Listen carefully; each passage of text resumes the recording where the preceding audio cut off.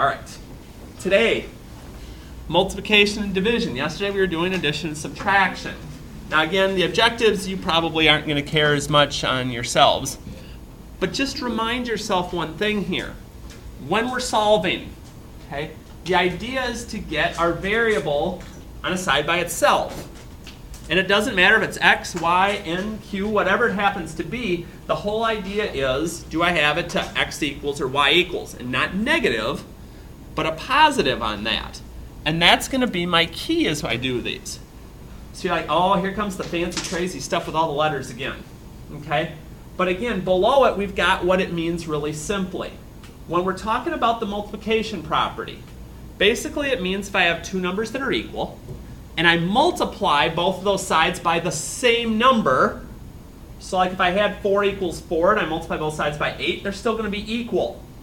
And that's something that's helpful to us when we're trying to solve an equation, because whatever I do to one side, I can do to both. Okay?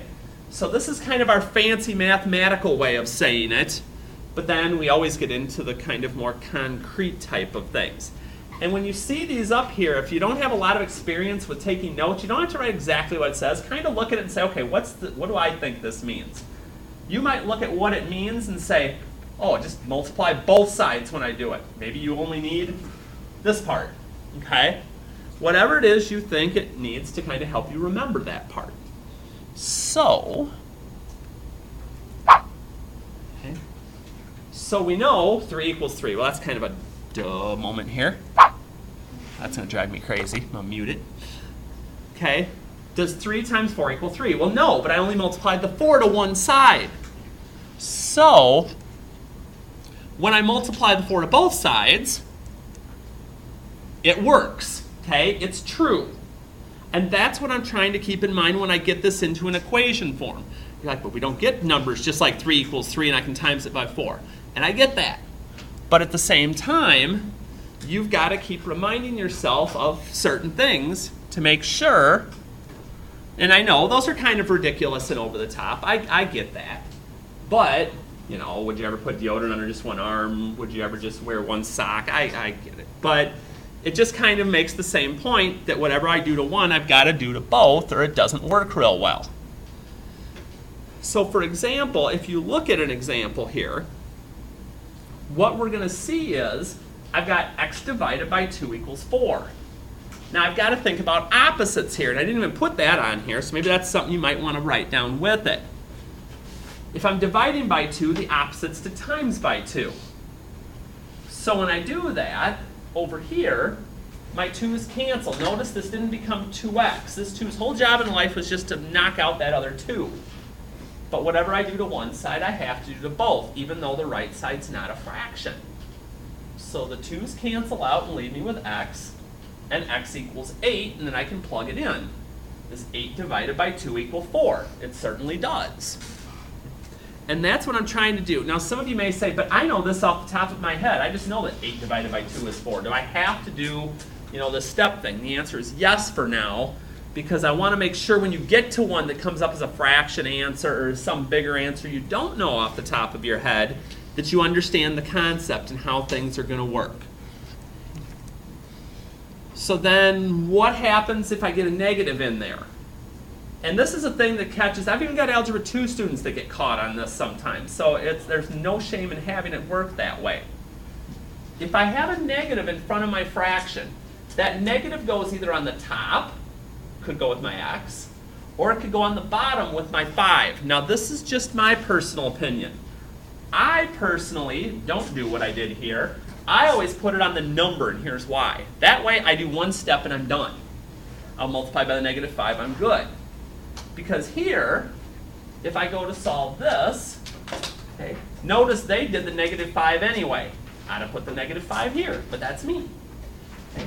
And then I can cancel those out. 3 times negative 5 is negative 15, and I'm done. But it's all about opposites. If I'm dividing to get x by itself, I got to multiply both sides. If I'm subtracting something from x, I got to add to both sides. And keep working at it that way until I find something that works. And then the last one we do is division. Now division's special in its own way here. if I can divide both sides of an equation by a number, okay, the equation still holds true except for one number, 0.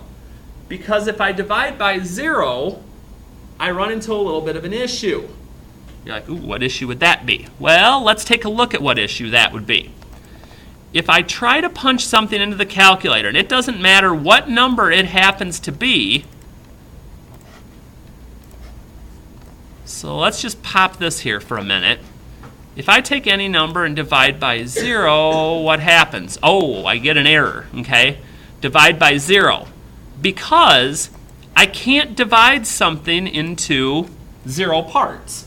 I can divide it into one part, or a part of a part, or lots of parts, but I can't divide it by 0.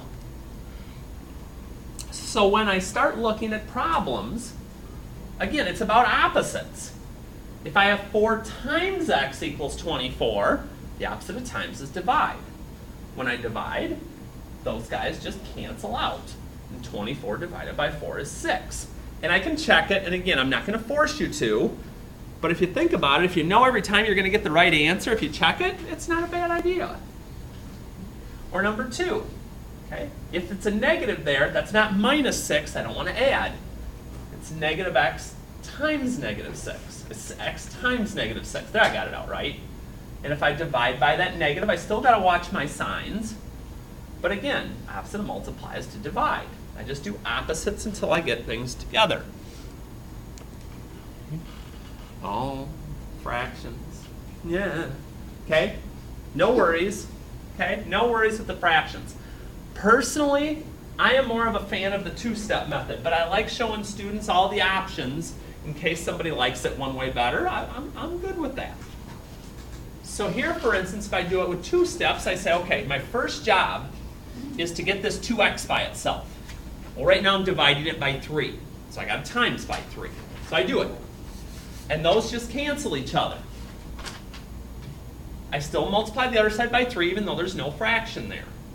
So then I get an equation 2x equals 12, and I'm not quite done yet. I still got to do the opposite of multiplying by 2, which is dividing by 2, and I get my answer. So you're like, well, why wouldn't I want to just do the one-step method? That's faster. There's more of a thought process to it. You're going to multiply by what's called the reciprocal if you do it in one step. And I'm basically doing the same thing I did here. I'm multiplying by 3 and dividing by 2, but I'm doing it all at once. 4 times 3 is 12, divided by 2 is 6. Again, I'm a big fan of doing it 2 steps.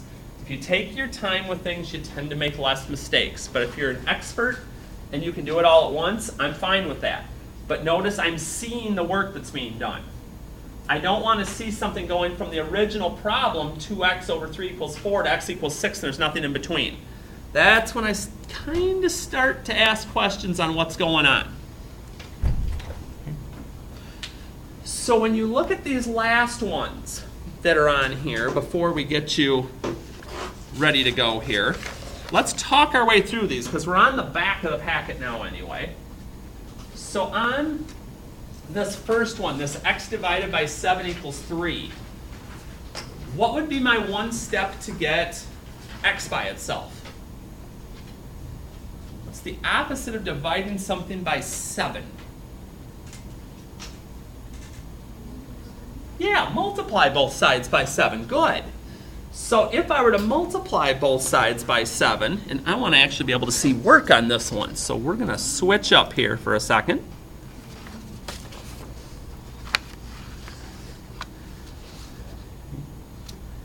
Okay, and here's the type of thing that I want you to be thinking about on these.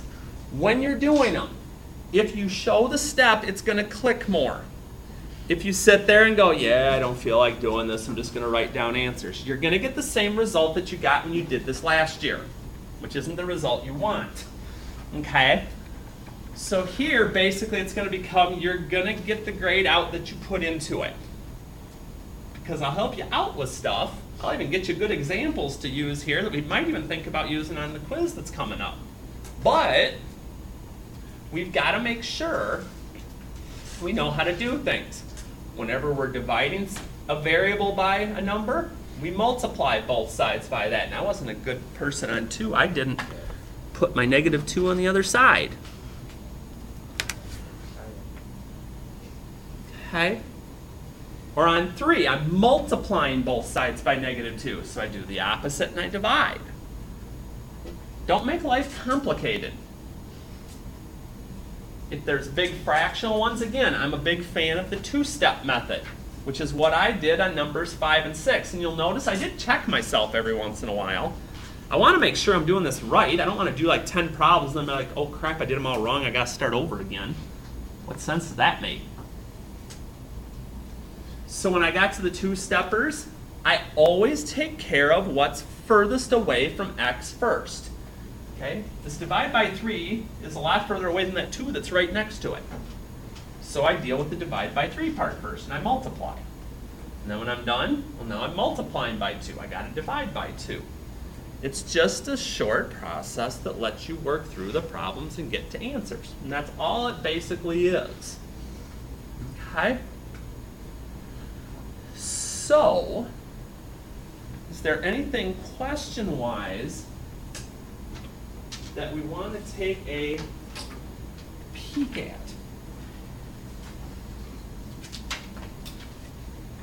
Because again, you were working yesterday. Let me grab that out of here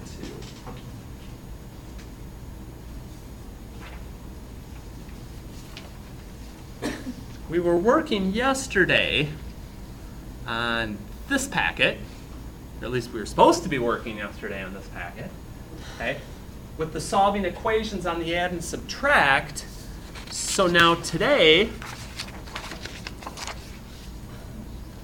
we would be working on the multiply and divide part of this. Same types of problems we just got done with, just to get you a little bit of practice so you can reinforce what's going on with it. And then the only thing that's going along with that today is the sheet that you picked up, which is more work with the adding and subtracting. Okay? Now, here's kind of what I want you to do. One thing to mention on the add and subtract sheet that you just picked up. You're like, okay, that's like yesterday. I got this under control. This one is going to be, the one you picked up today will be the first assignment in homework check 3. Because I always give you a couple of days to work with on an assignment. I'll never give you an assignment and say the next day it's got to go in the homework check. I don't work that way. So this will be the first one in homework check 3. So for those of you that are labeling, so you can keep this straight, get that marked on there, because I want to make sure that this doesn't end up in your homework check tomorrow, because, well, you won't get credit for it tomorrow. You'll have to be in the next one. But as I move to the bottom of the sheet on this one, I notice something kind of weird. The answers are there. I get down to 11 and 12. It says, check the following answers to determine if they are correct. If they are incorrect, solve the equation, show your work, and circle the answer. So let's say, for instance, I'm looking at number 12. Let's do that one together. So I look and I say, okay, well, I'm supposed to plug in this 31. So 31 minus -8 equals 23. Now, if I want to, I could just say, okay, I'm going to let the calculator help me out here. Let me clear this out. 31 minus -8. Uh-oh. 39 does not equal 23. That's not good. Whoever did this did not do it correctly. So I'm going to go back and I'm going to say, okay, what went wrong? Well, if I minus a negative, that's the same as plus. What's my one step now in number 12 to get b by itself? What's the opposite of this? Yeah. I'm going to minus 8 to both sides. And I find out 23 minus 8 is 15. And that's what my answer is going to be. Okay? So that's what we've got working on these. So I will get